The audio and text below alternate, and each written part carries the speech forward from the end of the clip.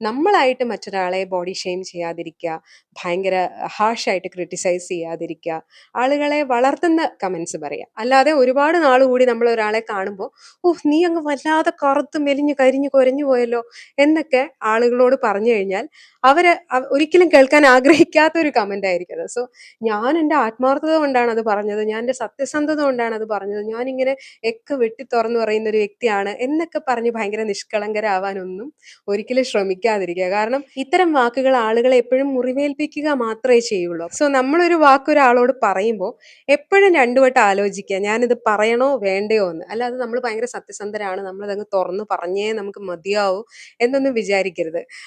നമ്മൾ നന്നായി ഒന്ന് ആലോചിക്കുക, ഈ ഒരു കാര്യം ഞാൻ ഇയാളോട് പറഞ്ഞതുകൊണ്ട് ഞാൻ ഇയാളെ തളർത്തുകയാണോ അതോ വളർത്തുകയാണോ ചെയ്യുന്നത് എന്നുള്ള ഒരു കാര്യം ഒന്ന് മനസ്സിലാലോചിക്കുക.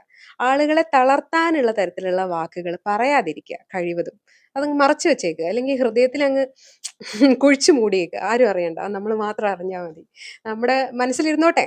അത് മറ്റൊരാളോട് പറഞ്ഞ് നമ്മുടെ സത്യസന്ധത അവരെ ബോധ്യപ്പെടുത്താനൊന്നും നമ്മൾ നിൽക്കേണ്ട കാര്യമില്ല. അതിന്റെ ആവശ്യമില്ല. കാരണം അവർക്ക് അതുകൊണ്ട് ഒരു ഗുണവുമില്ല, നമുക്കും ഗുണവുമില്ല. പിന്നെ അത്തരത്തിലുള്ള ഒരു വാക്ക്, അത്തരത്തിലുള്ള ഒരു തമാശ എന്തിനാണ് നമ്മൾ പറയാൻ നിൽക്കുന്നത്? സോ നമ്മൾ ഒരാളെ ബോഡി ഷെയിം ചെയ്യില്ല, നമ്മൾ ഒരാളെ ഹാർഷ് ആയിട്ടുള്ള രീതിയിൽ ക്രിട്ടിസൈസ് ചെയ്യില്ല എന്ന് തീരുമാനിക്കുക. മറ്റുള്ളവരുടെ കാര്യം നമ്മുടെ കൺട്രോളിലല്ല.